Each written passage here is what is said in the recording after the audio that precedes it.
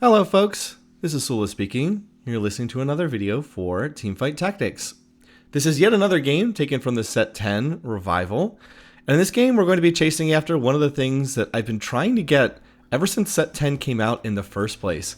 And that is trying to achieve the 8-bit jackpot.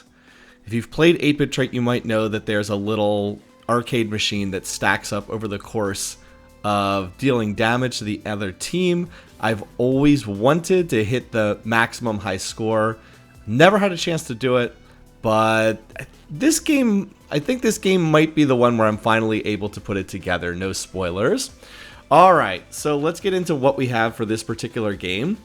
The initial encounter is an Ezreal one. And by the way, I've been seeing the Ezreal one an awful lot. I don't know what the odds are, but I feel like this has got to be one of the most common encounters. And that means we're going to get a lot of loot, a lot of gold, a lot of loot. On the very first minion round, I get a Riven to drop, and then I have an 8-bit Corki in my shop. And I was kind of like, you know, 8-bit's not an especially strong trait overall. In fact, as far as the statistics go for the Set 10 Revival, 8-bit's one of the weaker traits overall. Like, it just, playing vertical 8-bit does not grade out very well in the data. I think that 4 8-bit is like a 4.5 average finish or something like that. So it's not seen as being one of the stronger vertical traits. But I was like, I've got the early Riven. This is an 8-bit Corki headliner. If I can find a Garen, then I can play early 4 8-bit. And that seems like it would be fun. Even if it's not the absolute strongest thing, it seems like it would be fun. So I decided I was going to play around this Riven, and I was going to try to craft my gameplay around Riven being the featured unit and trying to play deep into 8-bit trait.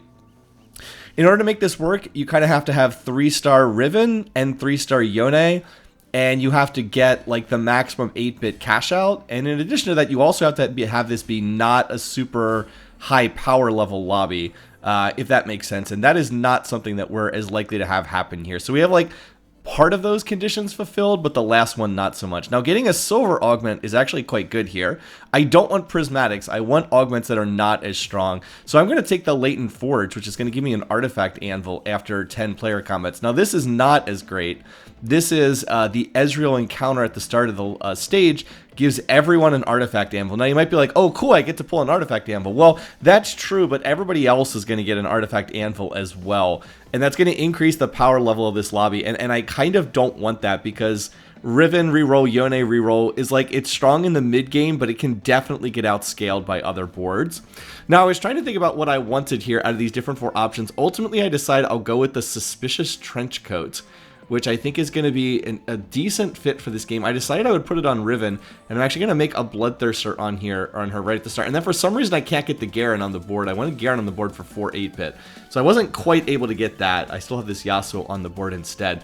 But every single person is going to have an Artifact Anvil here at the start of the game. And then I'm going to get another Artifact Anvil on the middle of Stage 3 as well. So this is already getting to be a very weird, very wacky game straight from the beginning of this one. Anyway, so I have the Suspicious Trenchcoat. You can see in this fight what happens is when the unit gets down to, I think it's like right around 50% health, the Suspicious Trenchcoat triggers and they split into 3 parts. All of those units deal full damage, but they all have very low health. So it's basically like a really souped up version of Edge of Night. Edge of Night is, of course, an item that's really good on melee AD units, because it is an aggression drop. And the Suspicious Trenchcoat is also an aggression drop, but it's like a better aggression drop because it splits the unit in 3, and then all 3 of the little mini versions of your unit will keep attacking and keep dealing damage. Also noteworthy, because we have 4 8-bit in, all of the Riven, little tiny Rivens, will be stacking up additional 8-bit damage because they all deal full damage. They just have very low health. It's also interesting that the Bloodthirster's shield apparently triggers off the unit's max HP, not the health on the little chibi Rivens. Like, if you look at that Bloodthirster shield, the Bloodthirster shield is like based off of Riven's base health, not the health of the little Riven clones. So that's pretty interesting. That means that Bloodthirster plus Suspicious Trenchcoat is a setup that has a lot of synergy because you're going to get the Bloodthirster triggers after the units split. I don't know the exact health threshold that they both trigger, but clearly Riven will split first, then the Bloodthirster shield will trigger. The Bloodthirster shield will be based on her base health, not the little mini health, and I'll get 3 shields, one on each of the little mini Rivens. So like these two items have lots of synergy together, and I'm quite happy with that. I was thinking that maybe I'd move the maybe I'd move some of these items around. Like one thing you can do is you can put the Suspicious Trenchcoat on a tank. It's not a bad item on a tank either. But after I saw this interaction at work, I was kind of like, no, actually, this is quite good. I am very content to keep the Bloodthirster plus Trenchcoat pairing on the Riven. It's actually working really well. So, all right, mini Rivens, go! Go get them, mini Rivens! And it looks like we're going to win this round as well. By the way, look at that giant Bloodthirster shield. That's pretty hilarious.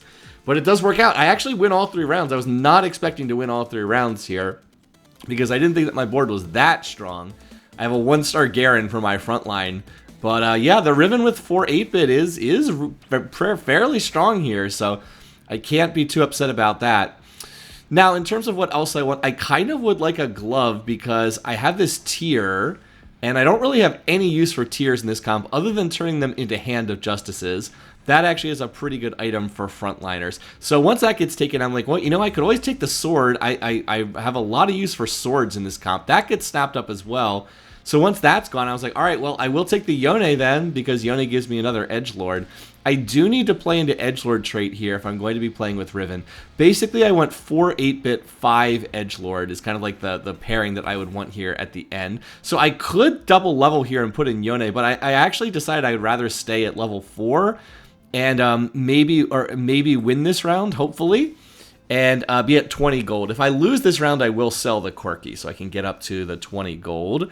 But I was just basically valuing Econ a little bit higher than I was valuing having the Edgelords in, because I'm looking at these other boards, and while I can beat the weaker boards, I 100% will not beat the stronger boards. So I don't think it makes sense to drop down to 11 gold by double leveling when I know I'm going to lose against the stronger boards anyway. I actually got kind of lucky. I hit one of the weaker boards again, so it looks like I can probably win this round because they're all 1 stars. With the Nami with the, I think that's Blading Jewel is the item back there. Well, doesn't look like it's going to help Nami against Riven, so I actually do get up to the 20 gold. And somehow I've won 4 rounds, although I think I've been pretty lucky about who I've hit. I don't think I've hit either of those boards that were sitting at 100 HP, so... and I get another Corki, so that's kind of nice. Now I will be able to sell and replace this Corki. I do not want to stick with the Corki headliner the whole game. It's really hard to stick with a 1-cost headliner for the full game. You will usually get outscaled if that's your headliner in the late game. I think Jinx and maybe Annie are like the only 2 you can really run the whole game. Other than that, you kind of need to move into like a 3 or a 4-cost headliner if you're serious about like trying to win the lobby. All right, anyway, so yeah, things have gone reasonably well so far. Now I'm going to be up against this person who is level 5, and they're playing... What is this, some kind of Mosher / Executioner's board? Well, this fight not looking quite so good. The Vex with the Manazane is getting off multiple casts. And okay, Vex just murdered my entire team by casting like 3 times in a row there. So yeah, I lost that one, and it was not especially close. So RIP win streak. But I'd still have to say that stage 2 went really good overall. I was able to get the 4 8-bit in super quickly. And now if I can just find some more Rivens, we'll be pretty set here. So a word about 8-bit, just to cover this trait while we're on a minion round here. If you're watching this video, you probably are familiar with 8-bit trait already, but on the off chance that you're not, 8-bit is a trait that stacks up over the course of the entire game. It puts that little jukebox, or not jukebox, it's like an old school arcade machine over there on the right-hand side of the screen, and it keeps track of how much damage your 8-bit units do. So the little numbers that are going up constantly, that's how much damage the 8-bit units have done. Only damage from 8-bit units will apply to that. So anything that the Yasuo does doesn't matter, but the Garen, the Corki, and the Riven all add to that. And it does stack up on minion rounds as well, which is kind of nice. So over the course of the match, that will stack up. There are actually 10 different high scores that you can achieve. Every time you achieve a high score, your team gets additional damage. Your 8-bit units gain additional damage. By the way, we get another one of these artifact anvils, and I'm looking at these, and I was like, the only one that makes any sense is Hull Crusher. Combat start, there's no adjacent allies, gain 600 health. It does also give some armor and magic resistance. It's kind of a tank item, But yeah, it gives some armor and magic resistance, and then it also gives 600 health if no one's standing next to them.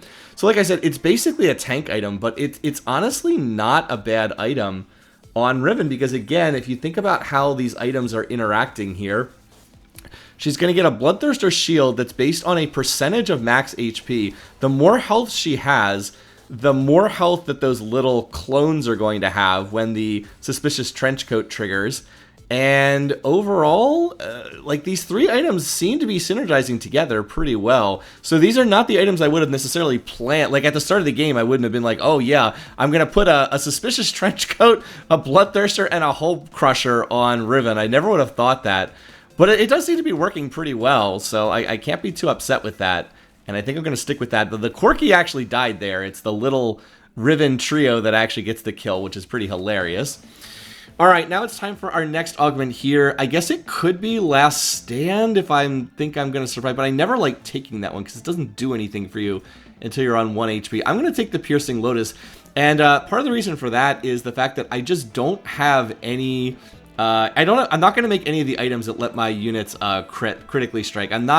I wasn't really planning on making an Infinity Edge. I wasn't really planning on making a Jeweled Gauntlet. So this way, Riven, who does not have anything that allows her abilities to crit, will still be able to crit nonetheless with her abilities.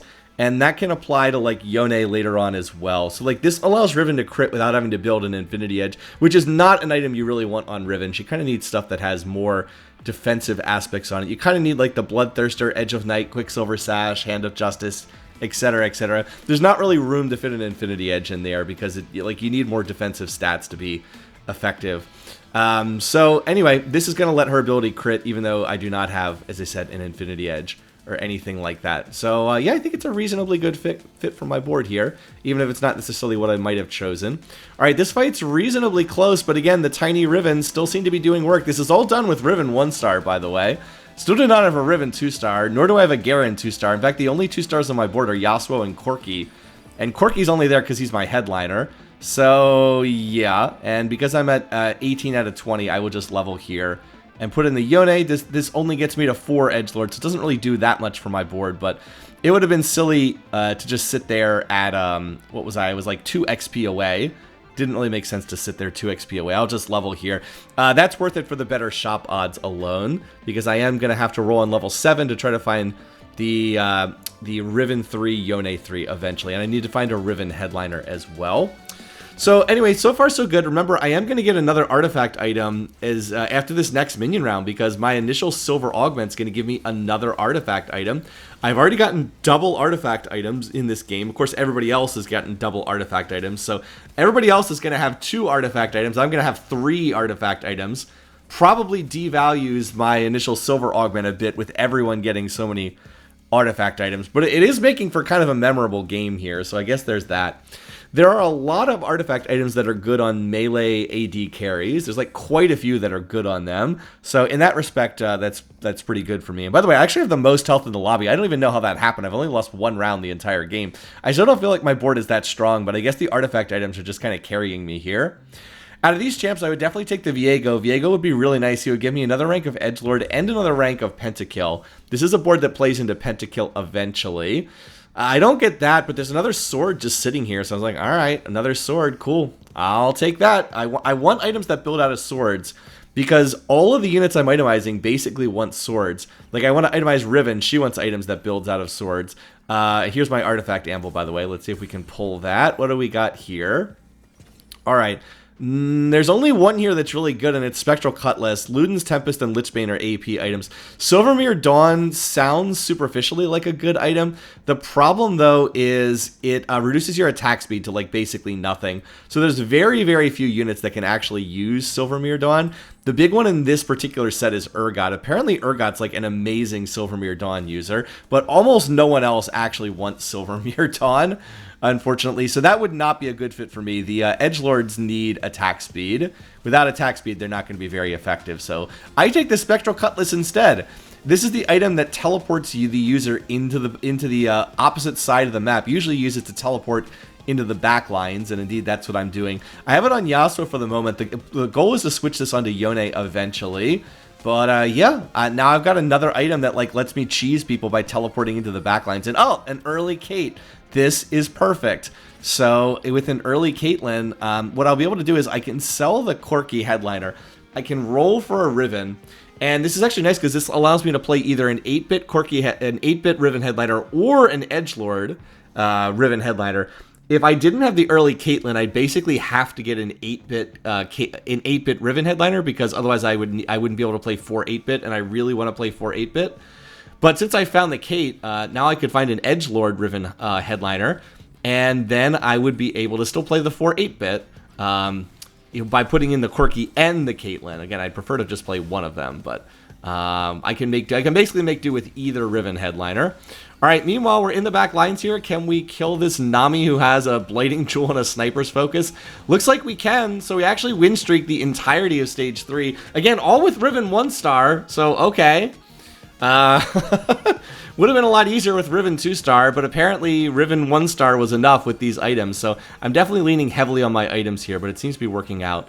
All right, we're gonna sell the Corki headliner. Now I can find a new headliner, and we really need a Riven headliner. It's got to be a Riven headliner. I guess it could be Yone, but I really am playing through Riven in this game. The problem is, if I picked Yone does not have 8-bit trait, so Yone's not getting that big damage increase from 8-bit trait. So it really does have to be the Riven. And Riven's the one with the artifact items as well. All right, so what are we going to get here? It looks like we get another Yone. That's pretty nice. And then I get mostly some tank items, which I don't have as much use for here. All right, time to roll and see if we can find our headliner. And oh! There's a spatula here. That is really big, because this means now if I can get a Riven 8-bit headliner, I can play 6 8-bits, which is what you need to get the final cash out, the final jukebox on 8-bit trait. You have to get an 8-bit emblem for that. There's only 4 8-bit units in the set. That's Corki at the 1 cost tier, Garen at the 2 cost tier, Riven at the 3 cost tier, Caitlyn at the 4 cost tier. There's only 4 of these units, and in order to get the maximum cash out on the 8-bit jukebox, you have to have all 4 of them, plus an 8-bit headliner, which gets you to 5, and then plus an 8-bit emblem, which you can make with a spatula plus a bow. But I need a bow now. If I get a bow, I can actually play 6 8-bit. And I was like, I have to go for 6 8-bit. I have to go for this. This is going to be too good for me not to go for this. Anyway, look at these. Inspiring Epitaph would not be bad either. But I decided I'd go for the Cybernetic Implants, because this is a high loot lobby. There's a lot of items in this lobby. So I think it's just good to take this in general. Anyway, there's a Sona. Why couldn't you have been a more useful unit for me? But yeah, so I'm just going to take this, and this means that now anyone who holds an item is going to get additional AD and additional health, so that's going to be nice for my board here. I also now have a 2-star Yone, and I should probably just stuff a spatula on one of these units, because it'll give them extra health and extra AD. I also should swap these items from the Yasuo over to the Yone, because the Yone is just a better unit. Yasuo with no true damage trait is not a particularly effective item. Particularly effective unit, and I do not have true damage in here. But I do not make that substitution this quickly, so I'm going to teleport the Yasuo into the backline, and oof, man, does he get blown up fast by that Annie 3-star back there. Annie with the, what is it, the blue buff and the Ludens just absolutely blows up the Yasuo in like 2 seconds. I was like, okay, that's not what I was looking for right there. So my win streak finally comes to an end. And again, I'm not that shocked. I'm not going to beat an Annie 3-star board, not without having a little bit more on my end. All right, so we need to find that Riven 3. We need to find that Riven headliner. That's what I'm really, really looking for right now, is the Riven headliner. Obviously, I'll pick up additional Yones because I want that unit. I'll pick up extra Garens as well. I might just see a big run of Garens. You never know. I only have 4 Garens, but sometimes you just get a big run of one unit, and like a 3-star Garen would not be bad. I'm planning on putting in the Mordekaiser in time, and then I'll also want to put in Viego, who will make Pentakill and 5 Edgelord. Anyway, there I finally realized I should stick the vest on the Yone so that he gets the additional stats. But I also should have stuck the spatula on Kate so she also got the additional stats. Here I was hoping that Yone or Yasuo could go in the backlines and kill Samira. That does not happen. Can we get that Samira at the very least? But it looks like we're getting her low. Do we actually kill her? No. I mean, I wouldn't have won that round anyway, but it was like, ugh. So anyway, that country board looks really strong. They do have Silvermere Dawn Urgot. I already mentioned that interaction is really strong. And a Hull Crusher on Urgot. And I believe they also got a Spatula, so that means that they're going to be able to potentially play Country 7. And that's the person win streaking on the 92 HP. All right, so I need this bow. I have to get a bow here if I'm going to make the 8-bit emblem. The recipe is Spatula plus bow. And this is really my last best chance to get one unless I can pull it from an artifact anvil. But thank goodness nobody wanted this. I have the second most health in the lobby, but thankfully somebody quit the lobby. So instead of being 4th pick, I'm 3rd pick. And the bow happened to be over near me on the carousel. So I only needed to dodge, I think, 4 people picking.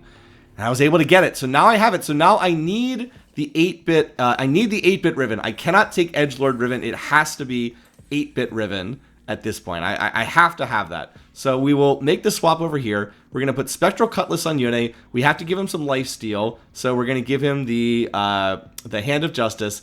And now he's going to teleport in the back lines. And I'll put the Infinity Edge on the Caitlyn. It's not a bad item on her at all. It'll let her ult crit. Of course, her ult could already crit because I have the the Jeweled Lotus in there. And then I am seeing some Rivens, so that's good. Now, I have five different Rivens. So if I can get the Riven Headliner, then I only need one more Riven for Riven 3-star. So that's pretty good. I am hitting Rivens decently well here, but I have to find the Riven Headliner. So now I have Yone teleporting into the back lines, and now I have Riven still killing things. This board, though, is scaled up off of Heartsteel. They already have a Jhin in there. They took the Heartthrobs. They obviously did a big Heartsteel lost streak, so going to lose that round. And my board has fallen off here, which is not shocking, because I need to hit my 3-stars to get my next big power spike. So anyway, I guess I slightly overrolled there. I'm on 5 Garens, 5 Rivens, 5 Yone. So I'm like stuck in like this power trough before I hit my 3-stars. But again, I can't just like go all in trying to hit the 3-star Riven. I banked all that health in the early game, and that's a good sign because it lets me play a bit more patiently here. Because I have so much health banked, I can afford to take my time. I don't have to go nuts. I don't have infinite time here, but I do have enough time that like I shouldn't die right away. All right, Yone gets the nice teleport into the back lines. Can he kill the Vex? I need him to kill this Vex. All right, he took out Vex before she got her cast off. Now, is that going to be enough to win the fight? Well, maybe. We're going to have to wait and see. Fortunately, Kate's protected back there, and I've already stacked up 8-bit quite a bit. I think that we have like the first 8 stacks. We have like the first 7 or 8 stacks of 8-bit. We get 9%. We have 7 stacks. Okay. We get 9% damage amp for each stack. So we're getting 63% damage amp right now in my 8-bit units. That's a lot. Like that's a big damage amp. It goes up to 14% per stack if I get in the 6 8-bit. So I mean, you get 6 8-bit, you get the full 10 stacks. That's 140% damage amp. Yeah, that's a lot of damage. So you can eventually just hit like this tipping point where you just like have so much damage it just overwhelms the enemy team, and there's not a whole lot that they can do about it. All right, we're gonna get some more gold here. Our bench is unfortunately full, so we're a little limited in what we can pick up here. So yeah, all right, and oh, there we go. There's the 8-bit Riven Headliner. That is what I needed. Okay, so we will definitely play that. Now we just need one more Riven, and boom, there we go. All right, so I did manage to hit the Riven. I believe I saw an Edgelord Riven earlier. I should have mentioned that, but I believe I went by an Edgelord Riven earlier. The good news is, since I passed up on an Edgelord Riven, I was guaranteed to get Riven, the 8-bit Riven, the next time that she was in the shop. That's how the headliner rules work, is if you pass up one version of the unit, you're guaranteed to get the other version of the unit the next time that it shows up. Anyway, I'm trying to figure out what my items are going to be here. I actually have another orb to pop. I didn't even see it because I think that one of my units was blocking the orb. But I do have another orb to pull, and I don't want to make another item until I see what I can pull from that. So I need to get over there. It is an anvil, and I had this leftover tier. I don't really have much use for the tier. If I could get a sword, maybe I'd do Shojin for Kate, but I think I just want another another Hand of Justice here, because it's such a useful item for my board, is just to have this, Hand of Justice is a very, very useful item for me. All right, well, there's 6 Yones. All right, so anyway, there we do have that, so I'm content to pull that, the glove. And now I realized, I was like, okay, you know what we're going to do? We're going to go ahead, we'll make that Hand of Justice. I'll put it on Kate for right now. I can always shift it to like a melee unit later on. We're going to move the Rage Blade over to Kate. Now that I have 6 8-bit in, I have to play through my 8-bit units. They're the ones doing all the damage. And then I have some leftover tank items. I was like, you know, the one thing I don't have is I don't have any armor shred. So I should go ahead and make the Evan Shroud. And I'll sell the Garens. I don't need to get Garen 3-star here. I'll make the Evan Shroud. And then I have this leftover vest that I can just stick on somebody. So I think I go ahead and make the Evan Shroud so I can get the armor shred. And I really should have put the other one on the Mordekaiser because it would have given him a little bit of extra HP. By the way, Riven, no! Riven could have walked in the back line and killed MF. Instead, she turns and walks back to the Alawi on the front line. And I was like, no, what are you doing? So even 3-star Riven, not enough to win that combat. Anyway, what I'm trying to do right now is I'm trying to get to level 9. On level 9, I will put in the Viego, and then that will be basically my final board. That'll be 6 8-bit, 5 Edgelord, 2 Sentinel, 3 Pentakill. And yeah, that's like the best way that I can put this board together. I could opt to stop and reroll here on level 8, but I'm worried if I stop and reroll here for like the Yone 3-star, I'm never going to get to level 9. And I really need the 5 Edgelord. It's a pretty big spike because it gives, it like doubles the attack speed benefit that Edgelords get. And Viego will be a decent unit to have on the board as well. He's not going to have 8-bit trait, but he'll at least be a decent unit. Now, the main thing I'm doing in these rounds is I'm trying to position around the teleporting Yone with the Spectral Cutlass, and then also getting Riven close to the main damage dealers. This round, I was actually positioned for the other team I could potentially hit, but it looks like it's working out reasonably well anyway. Can we kill that Annie? Yes, we can. Riven and Yone got in the back line. They killed the Annie, and so we're able to win that round. And don't look now, most of the lobby is pretty dead at this point. It's been a very, very high-paced lobby because we're only on the middle of stage 5, and like, look at how low everybody's health is. This is partly because that one person did quit the lobby and like sucked a whole lot of health out of the lobby by quitting. But yeah, I mean, overall, we're still in pretty good shape here. So I looked at which items I was thinking about. I probably should have taken the Bloodthirster here because that would be a really good item on Viego, but I ended up taking the Deathblade. I'm going to put it on Caitlyn. I think the Giant Slayer might have been a little bit better here than the Deathblade because I already get damage amp from 8-bit trait. I'm not sure I need more damage amp. I think the Giant Slayer would be better, especially because the team that I'm most concerned about is this 92 HP country board that has country 7 in. And like Giant Slayer would be really good against that because there's a lot of high health targets on that board. But I ended up taking the Deathblade, which again I think is probably the wrong choice there.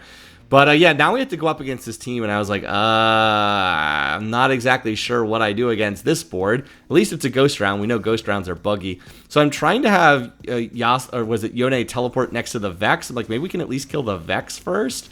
And then I was hoping he would dash over to the Samira, but unfortunately he dies before he can kill the Samira. If he were our 3-star unit, he would have killed the Samira. And like, that's the difference between him being 2-starred versus 3-starred. Now we do kill the Samira, so that's pretty good. And the Rivens are working on the Set and the Urgot. Excuse me. But the problem is that there's a 3-star hacker in there as well. Excuse me, because that person has a country 7 board. And like, you can see no one has been able to keep up with this country 7 board. It's just been beating everybody else in the lobby. And in fact, we're down to only 4 players left. So at this point... Excuse me. Wow, just had a coffee fit there. At this point, now I just have to be in like survival mode. I need to try to not lose any more health because I basically have like 2 lives left. I can definitely lose 1 more round until I'm out, but I might be able to lose 2 more rounds, but I'm not 100% sure. So if I have losses, they need to be close losses. I can't afford to just get like crushed in one of these rounds. Now, what I want in this round is I want to kill the Misfortune 3-star. Oh, can we kill the MF? We're on the back lines. All right, we got her. But unfortunately, Lucian is still alive back there. That's a true damage Caitlyn as well. So I got to the MF, but I wasn't able to get to the Lucian or the Caitlyn. And yeah, that board looks pretty strong. It looks like they had a big Heartsteel cash out. And anyway, the other player in 4th place gets knocked down in the lobby. So my situation's not looking great here. On the plus side, my 8-bit is almost stacked up. I'm about to get the 10th cash out. I keep saying cash out. It's the 10th jukebox level. And that will put me at the full 140% damage amp 14% times 10. And then there's one more jackpot after that, but I'd have to do like another 100,000 damage to get there. So it's not looking great at the moment. I just need to roll down whatever gold I get here. I really need to find Yone 3-star and Kate 2-star, and like that's what's really important. The odds of finding 3 Yones on level 9 are not amazing, but it's the best I can do. Apparently got a bunch of Vexes. Why couldn't you have been Yones? At least I have a lot of gold to roll with. I actually get a 2-star Kiana, but I can't, there's no room for Kiana on my board here. All right, can we find some more? We did find one Yone. And can we find any more? No, Kale's not going to help me here. All right, well, there's Viego too. That's good. All right, I'm still on. I have to keep rolling here. I'm on the 7, and there's another Viego, but I've already hit Viego 2-star. There's Kane. I'll put him on the board over Yasuo. I don't need Yasuo anymore. And then I can pull another artifact anvil. I was like, Gargoyle's Stoneplate, I guess. It probably would have been, Wormhogs probably would have been more effective there, to be honest. All right, so I ran out of time to keep rolling. I'm up against the country board again, and again, it's not looking great here. I don't feel like my board's gotten that much stronger. Maybe if Riven could kill the Samira, but no, she wanders over in the other side. Can the tiny Riven kill the Samira? Oh, that Samira is so low. She's so low. At least Kate manages to pop her. So am I dead? No, I'm alive with 2 HP. But everyone else is out of the lobby. It's just me and this other player. So all I can do is just roll it down now and hope I hit. But okay. Woo! Okay, well, we hit what we could. Kate 2-star, Yone 3-star. Do we have enough? We have gotten 10 stacks of 8-bit trades, so all of my 8-bit units are getting 140% damage amp. And now I have the Yone 3-star teleporting to the back lines, so I'm going to try to position here. I went Riven close to this unit. I want the Yone teleporting close to this, and I just have to get on that Samira and try to kill her. Okay, Yone did not go where I wanted him to. I did not position him in a great spot, but at least we took out the holder of the Light Shield crest quickly. All right, Riven is barely alive. Can she kill the Samira? Nope. Samira's still alive. Oh, it's down to just Kate. Come on, Kate. Oh, whoa, that was close. The Caitlyn clutches that out at the last second. Okay. I did not think my positioning was particularly good in that fight, if I'm being perfectly honest. And I decided to transfer my tank items over to the Mordekaiser, which I should have done sooner, by the way. I was about 5 rounds overdue for doing that. Because Mordekaiser is a 3-cost unit, as opposed to Garen being a 2-cost unit, and he has Pentakill trait, which gives him some additional durability, which of course is damage reduction. So, all right, they swapped over to the other side. We're going to do the same thing. We're going to swap over to that alternate side. So now Yone's going to teleport into the back left corner. Riven is over there as well. And, okay, Yone, can you do your thing, Yone? And, oh my god, Yone! That's the... That's the 3-star unit with 140% damage amp. Oh my god. He got his ult off, and the 3-star Samira and the 3-star Urgot died instantly. I mean, instantly they died. Holy moly. Alrighty, well, now it's time to pick another item off the carousel. I was starting to feel better about this. I was like, okay, I think I'm getting stronger here. They knocked me down to 2 HP, but I still got 1 life left. And I think my board is getting stronger. Look at the 8-bit numbers over there on the right-hand side. I'm at 316,000 to get the final secret jackpot for 8-bit. I have to get to 3, 4, 5, 6, 7, 8. Great number, by the way. And I'm stacking up about 25k damage per fight on my 8-bit units. So I think I need 1, maybe 2 more rounds to get there. I'm hoping I can get it after 1 more round. So once again, looks like they're boxed up in that corner. I'm going to try to have my carries over there. I think that maybe they should try putting Samira in the center of the board, because this boxing up in the corner is not really working. All right, Yone, can you get your ult off? Yone, looks like he got CC'd, but I think he still got his ult off. And I've still got the Riven alive. She split. Oh, there we go. That time it was Viego who got off a humongous ult in the corner. And have we managed to get the 8-bit cash out? Oh, we did. We just triggered it. I just barely managed to get it. Okay, so I have hit the final secret jackpot here.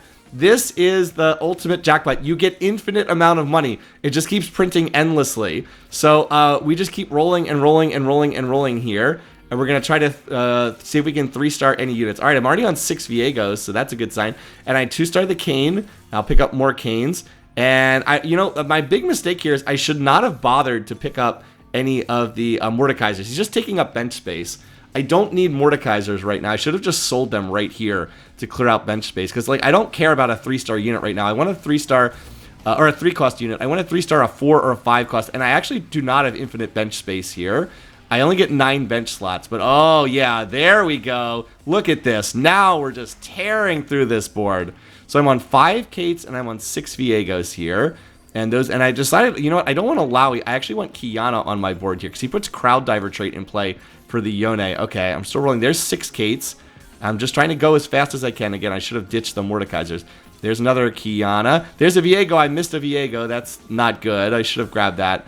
And yeah, you can see you just get infinite money here. Like, you literally get infinite money. So you can never run out. You can just, the biggest limitation is how fast you can roll. And sadly, my boomer reflexes here, I am not as fast as a lot of you. There's a reason why I never took Think Fast Augment back when this was a thing, because I just don't have the reflexes to make good use of it. So I'm like trying to roll through these rounds as fast as possible. I'm already on 6 Canes here. There's another Viego. There, I went past a Kiana. There we go. There's 6 Kianas. There's another Viego. Oh, I missed 2 Viegos. No. Anyway, I'm still rolling here. I've got like another 30 seconds. I'm actually going to get double Tactician's Crowns. I have 180 gold. What the heck is going on here? So I'm just going to keep stuffing more units on the board. I'm just desperately trying to hit these units. I have another Kane. There's another Viego. There's another Kate. I'm really close. There's another Viego. I'm actually on 8 out of 9 Canes right now, and I have a duplicator. All I have to do is click the duplicator, and I have 3-star Kane. But I didn't realize I was that close to hitting the Kane. There's another Kate. I'm actually going to sell a Kane for the Caitlyn, and I run out of time. And I was like, oh no, I had a duplicator. I actually didn't even see the duplicator because there was so much nonsense flying on my screen there. But I could have had the 3-star Kane. I mean, it's not close. Obviously, I just run over this board at the last second. But I could have had a 3-star 5-cost. I've never had a 3-star 5-cost in TFT. Regrets. I have so many regrets. Just could not roll fast enough here. Well, even with that said, this was just so much fun. What an exciting and fun game here. I have never gotten the secret 8-bit cash out. I always wanted to get this. I've wanted to get it since the start of the set, and I finally managed to hit it. So, had this crazy artifact game. It was a total blast. I'm glad I managed to play this one. Anyway, thanks for watching. Thanks for listening. Hope you enjoyed this. Till next time, take care, folks. See you soon.